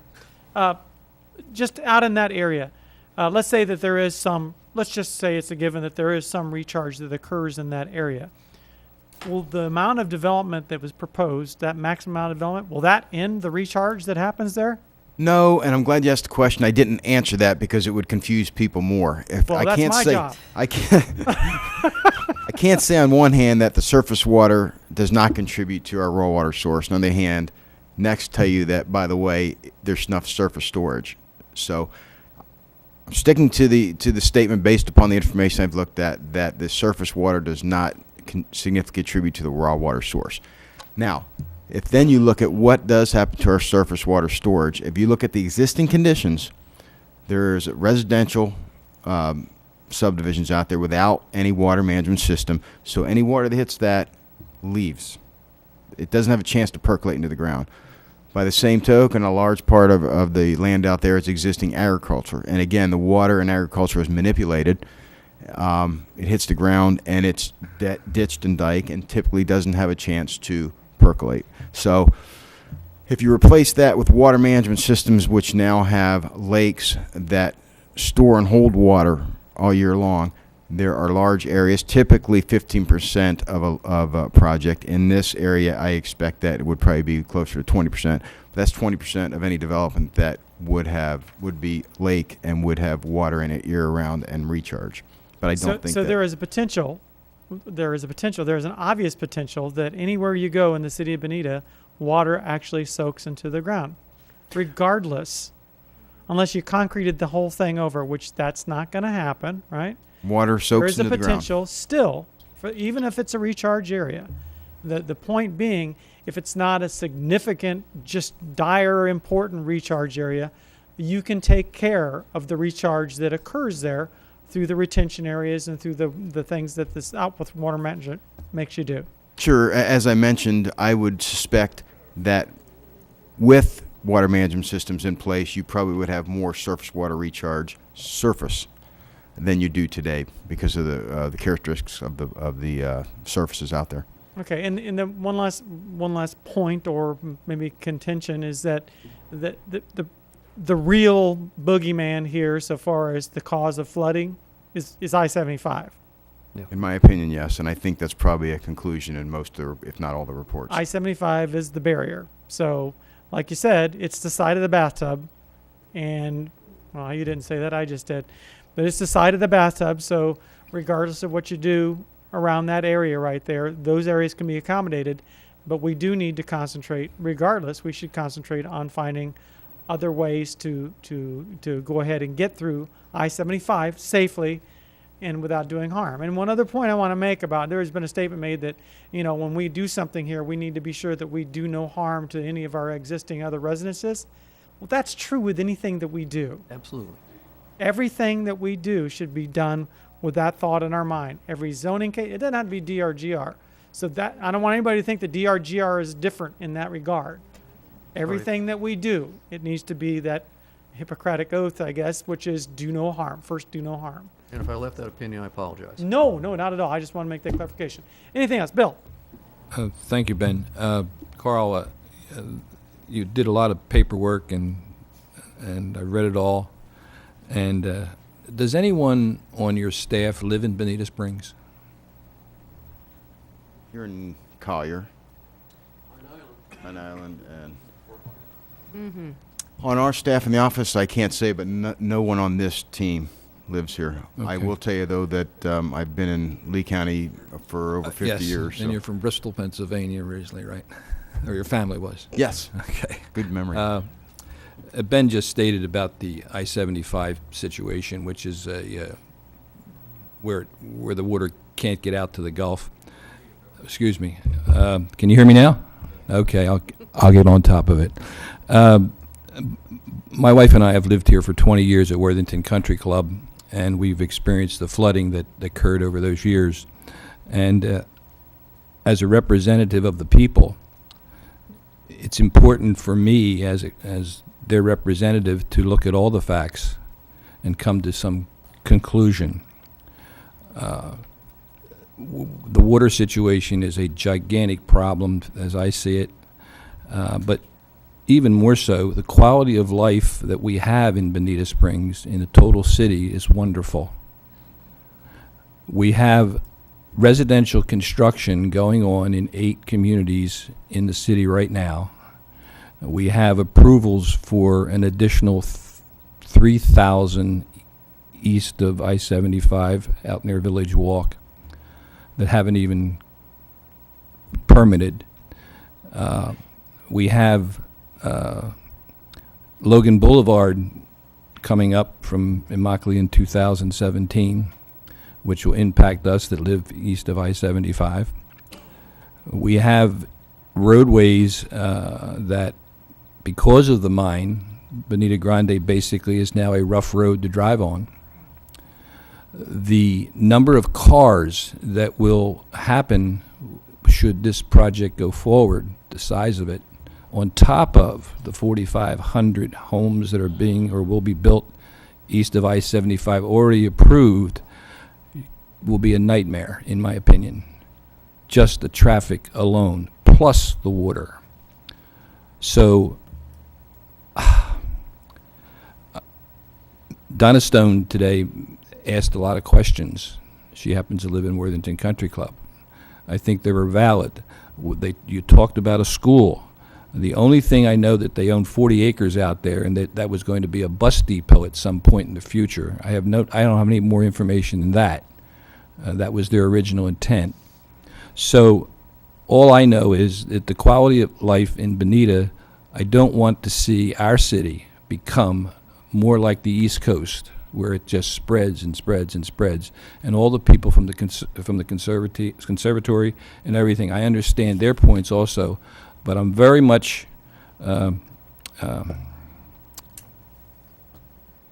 because District 6 is right in the middle of the whole thing. At this particular time, I find it, I don't know how you can put all those houses and all those improvements that you suggest we're going to have, and then have the people that will sit up here in years to come have the financial responsibility of managing all that. It sounds like Fort Lauderdale or Plantation over on the East Coast. So thanks for doing the work, but I'm very reluctant based on the flooding conditions, the quality of life for all our residents out in East Bonita, and also another 20,000 cars going to the beach on Sunday. Thank you. How many units were you proposing for this area? For the maximum? Jim's report looked at 5,000, 7,500, and 10,000 total, including what's there today. The report, I think, recommended 6,300. 6,300. In total, that includes what's out there today. Not quite Fort Lauderdale, not quite. But anyway, I want you to get back to one thing before we wrap this up here, because this is just a presentation for us, Sure. and for us to ask questions.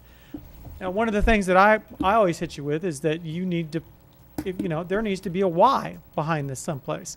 Whether you live out on the beach and you're worried about lots of people coming to your beach, which, quite frankly, if nothing ever happened again in Bonita Springs ever again, I don't think Collier's going to stop building. I don't think they're going to stop coming to our beach. I don't think Estero's going to stop building. I don't think any of these people are going to stop building. So, fine, that's right. You can be concerned about it, but I'm not sure that it's going to stop people from coming to Bonita Beach. But what is the why for the average person? Why should we allow density? Let's say that it never causes flooding. Let's say that it won't have an appreciable effect on our water supply. Let's say that all of that is true. Everything you said was true. And there's still a group of people out there who said, why should we have more rooftops? Why should we allow people to build houses out there and make our, yeah, I may have to wait at the traffic light longer or whatever the reason is. Why should we allow that? So your why, I think, is pretty well condensed in your last statement. Would you like to tell us what that is again? Or would you like me to tell you what it is? Which last statement? It made sense with several. So far as why, I think it starts with it creates a funding mechanism, does it not? Your plan. Are you referring to the last statement that some level of density increase Yes, some level of density increase. would be important because there would be increased modern drainage systems, There you go. central utilities. I want everybody to hear this. This is the why. This is the why you would consider this, is it not? Yes. Yes. Again, I'll read it from my notes. Some level of density increase with modern drainage systems and central utilities is preferred. The exact density may vary so long as it is adequate to financially support improvements. Good. So it creates a funding mechanism that'll improve water quality because it'll have modern drainage systems that will possibly slightly increase or decrease the amount of time that the water stands out there. It'll provide opportunities for conservation, will it not? It will allow sewer systems to come in there because with increased density, you'll be able to financially bring sewer systems to the area, which will give the opportunity to have cleaner water out there. It'll also make this long-term maintenance available because you've got a funding mechanism for the drainage systems, and it will help fund the road improvements that will need to be done out there anyway. Was that all correct? That's all correct, yes. Okay. Just checking. Just checking. I have, if Anything I can. else you'd like to add? Yes, I want to respond and actually give you some information that you, because of some of the discussion. You mentioned finding other ways to get water out of the area, and certainly that's a possibility. But I want to make sure, regardless of what happens, that everybody keeps their eye on the maintenance idea, because the maintenance is important to that area, the maintenance of the existing outfalls. And finally, one bit of information. In all of our meetings, we did meet with Lee County Natural Resources. They are working on an improvement along Three Oaks Parkway, an improvement that was done after and in response to the 1995 floods, which does take some of the water out of the area. They are trying to and planning on improving the flow of water out into the south branch of the Stowe River. So that's ongoing. I don't think it's going to have an effect on the water levels out there, but it will to some extent decrease the duration that high water is out there during a flood event. So I wanted to make sure you knew that Lee County was also taking some action. Good. Okay, before we finish up with the comments, Carl, did you want to, you were about to jump out of your seat there. You got something to add here? Come on up here. Just to be Go up to Mike there first. There. Greg. Greg, Carl, No, you guys. just to be specific, just to be specific on the DRGR status quo. One of the reasons why we're not recommending it, it deals one with your fiscal structure. Again, 21% of the land, 1% of the revenues. The city, through researching and just looking at your CIP, both assigned and unassigned projects relating to roads, your water quality projects, the city is going to be facing down the line now, because this is a 20-year comprehensive plan. It's not a zoning case. It's a comprehensive plan, 20-year time frame. You know, we've uncovered a number of major projects. From your surface water management plan update to relating to water quality, the city is conceptually allocating, it doesn't actually have the money right now, approximately $8.8 million for water quality improvement projects that'll deal with approximately 54% of your requirements. That's just one example. And the second example would be roads, as you pointed out, Mr. Mayor. Terry and Bonita Grand are going to be built anyway because of the external regional traffic patterns and the growth on the east community. So one of the reasons, again, why we're saying the existing DRGR status isn't really sustainable is that you're going to have 4-lane roads in 20 years, maybe even less. And if you have 4-lane roads and you have 2,900 units out there, it's such an under allocation. It's not an efficient use of both infrastructure and capital. So those are some of the thought processes about why we're not choosing DRGR. And then in terms of benefits, there are additional funding sources that we are recommending. And looking at the recommendation, again, it's a comprehensive plan, it's an overlay. And so it can be up to 3 units an acre plus a density bonus. And if it was 3 units an acre, we've identified approximately $31 million of additional revenues, non-impact fee revenues, but additional revenues coming to the city. Conceptually, we allocated them to have, I believe, 60% or $18 million going into going into Terry Bonita Grand, which would help subsidize that cost, which is absolutely 100% a city project. No federal funding, no county funding. It's a city obligation. They're your roads. You know, we've allocated around, I believe, $6.5 million for lands acquisition related to conservation. Conservation acquisition gets to the heart of what you all want to do, which is try to resolve some of the water problems. If you buy the land, you have opportunities to restore it, similar to Crew Trust. So you have funds going into there, and you have funds going into other projects. So again, I just wanted to get a little bit more specific about that, because a lot of people, DRGR is good. And look, DRGR has worked for the city in terms of a placeholder function over the past 20 years. It has allowed the urbanization of your city to occur in a proper core area. It's allowed for public lands to be acquired. So it has worked. But when you're looking at your down the line land shortage and the revenues that the city will need, I mean, there's no doubt about it. The city will need revenues. I've quantified that. We just think that, or at least our recommendation is, notwithstanding the good value that DRGR has provided the city, down the line you should look at increasing densities. Thank you. Thank you. Any other questions before we let them wrap this up? Anything else? Last comment. Yeah, go ahead, Martha. Thank you. You know, in the DeLisi report, which was quoted in this study, it said that we're going to be running out of land, which was just reference. One way or the other, we're going to be running out of land, okay? So whether we build on it quick so we can run out of it faster, I don't know if that makes sense, but we've been concerning ourselves, and I do have to say, we have been negligent to the residents that are here from East Bonita. We have not focused on this area. We've done reports about, are we going to develop it? But from a day-to-day perspective about, are we cleaning out your outfalls? Are we making sure that the swales are cleaned out, that there's not garbage and tires stuck in places? We've been negligent about that. We had a nice, spur of activity for a period of time, but really in our stormwater master plan, we didn't. There's 2 projects out there, and one of them we kind of screwed up when we put the parking lot in for Bonita Nature Trail. That was one of our stormwater quality master plan items, and we kind of missed that. Okay, so we have 1 left out there. I think there's many more, and I think that there has to be a holistic approach. This is one holistic approach, but I think we've been negligent to you. Okay, so in your report it says, we quoted Dan DeLisi, who did our last report, one of many, that we're running out of land. Well, I understand about scarcity, and that if you have scarcity and you're running out of land, that means that the price of land is going to be going up, and that means that people probably have more means, will probably be buying it, and therefore be able to improve it.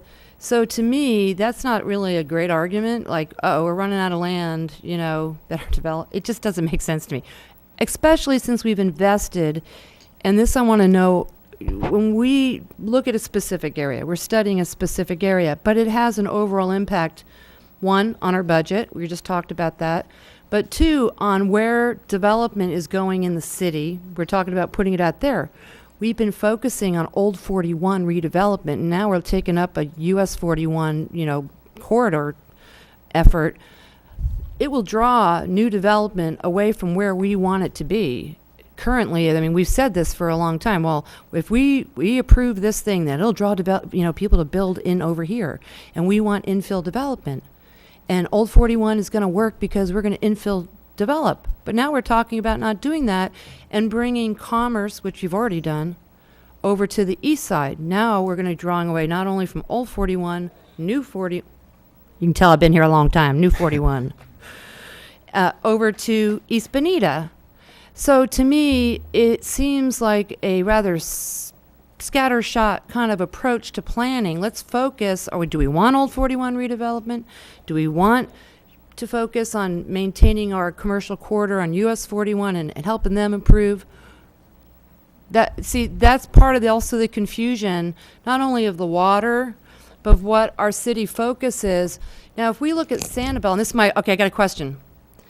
Does Sanibel have any traffic exception areas for their roads? And the reason Sanibel is a really desirable community with really pricey houses, and they have rural estate out there, and they have a few condos, but man, those people stuck to their guns, and they had a planning vision, and they stuck to that, and it's made them, a showcase around the world.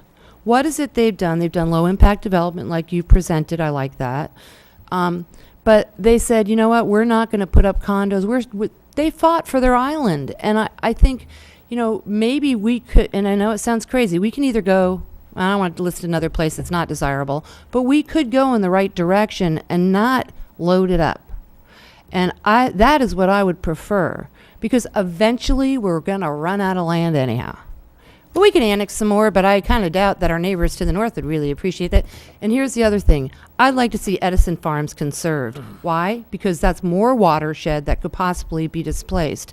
And yep, it's in the bigger bathtub. But if we do this now, that'll jack the price up of Edison Farms and ever being able to get that into Conservation 2020. And that's a big concern for me. Thanks. Okay, so those are your comments? I'm done for Okay. now. Thanks. Okay, good. You have anything else for us? That's it. If you Okay. have any questions, we will. Council, we will I do would our best to suggest answer. over the next couple of weeks there, go ahead and if you avail yourself of our consultant, if you have any questions or comments, be sure and ask them and give them your input. And Carl, do you have a date certain for bringing this back, or you're going to go ahead and We check? will and set that later, sir. Set that later. Yes. All right, thanks. At this time, I'm going to go ahead. Let's have a 10-minute break here so we can go ahead and. Great. We'll see you in 10 minutes. Thank you.